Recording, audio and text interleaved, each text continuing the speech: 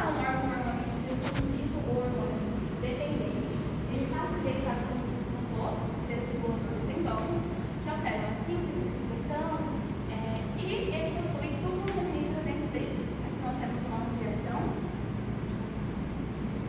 Aqui nessa imagem é um corte histológico de testículo com coloração de hematocina e eosina, uma objetivo de 10 vezes na microscopia óptica que nós tiramos durante uma das análises. Tem vários túbulos seminíferos nessa imagem, eles são uma unidade morfofuncional que acontece a espermatogênese.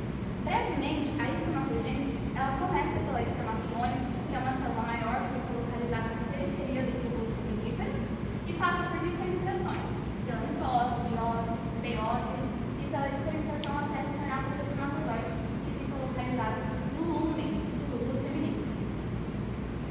Para as análises, existem estágios. Nós estudamos o estágio 7, que apresenta espermátides maduras, localizada na borda do lúmen, é uma espermátides mais alongada, e o estágio 9, que apresenta somente uma geração de espermátides. Já citei as células que estão presentes nesse túbulo seminífero, mas também possui as células de Sertoli, que nós utilizamos na nossa análise. Ela é uma célula com uma morfologia triangular, fica localizada na periferia também desse túbulo, e ela serve para sustentação e nutrição do túbulo seminífero. Existem vários estudos sobre desreguladores endócrinos, porém, a maioria deles só fala sobre compostos isolados ou de pequenos grupos, ou por curtos períodos de exposição. Mas, em 2012, Elsing desenvolveu uma mistura de 13 compostos químicos para mimetizar a exposição humana. Dentro desses compostos, nós temos os fitalatos, os pesticidas, o bifenol A e alguns outros. Pensando nisso, então, o objetivo do nosso trabalho foi analisar a exposição a uma mistura de desreguladores endócrinos por um período mais estendido de exposição, durante a gestação, a lactação e a vida adulta desses ratos de maneira gradual, onde nós podemos, então, avaliar a histopatologia testicular desses animais. O nosso delineamento experimental contou com 12 ratos machos adultos com aproximadamente 90 dias de idade e 24 fêmeas adultas com 120 dias de idade, ambos da linhagem de Springdale, pesando aproximadamente 300 gramas. Esses ratos foram mantidos sob condições controladas de luminosidade e temperatura e tinham alimentação e hidratação à disposição, que é o ADI. Para o acasalamento, foram colocadas 2 a 3 ratas na caixa do rato. No dia gestacional 0, as ratas foram consideradas fêmeas a partir da presença da identificação de sêmen na lâmina vaginal dessas ratas. As ratas consideradas fêmeas, então, foram separadas em 2 grupos aleatoriamente, com 10 animais por grupo, e esses grupos foram chamados de DMX e controle. O grupo DMX, ele recebeu aquela mistura de deficiência diluída em óleo de milho, enquanto o grupo controle recebeu apenas o óleo de milho por gavagem. A diferença da nossa pesquisa com relação à deficiência foi que foi retirado o paracetamol, porque o paracetamol ele continha uma composição hematóxica que impedia a exposição a longo prazo. Então, esses ratos foram expostos desde o dia gestacional 7 até os 21 dias de vida após o nascimento deles, no intervalo de 8 a 10 anos. Foram selecionadas, então, para pesquisa apenas as ninhadas que tinham 8 filhotes por ninhada, sendo padronizados 4 fêmeas e 4 machos para manter a proporção de 1 para 1. Esses ratos passaram pelo desmame de 22 dias de vida e tiveram exposição diariamente até os 220 dias de vida, quando eles foram eutanasiados. Após a eutanásia, foi retirado os órgãos desses ratos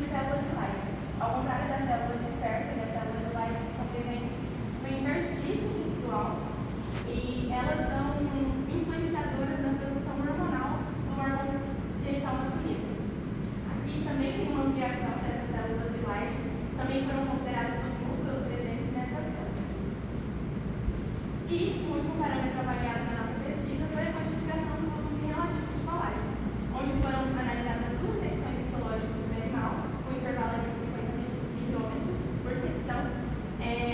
Foram avaliados 10 campos aleatórios que foram fotografados e, novamente, nós usamos o software Imageday, onde nós fazemos uma padronização através do threshold. E tínhamos, então, aqui também no passado, mas nós recebíamos, depois dessa padronização, a porcentagem de colagem presente nessa área. Os valores, novamente,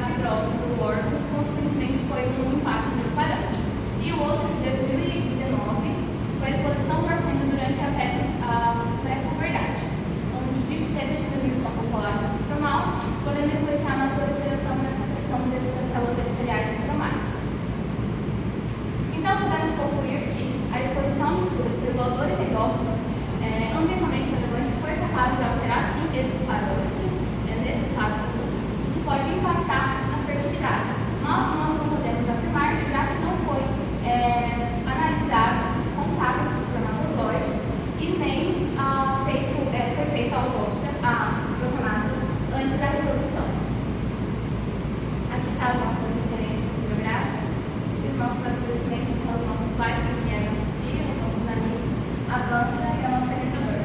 E a Caia, que não tínhamos foto para colocar.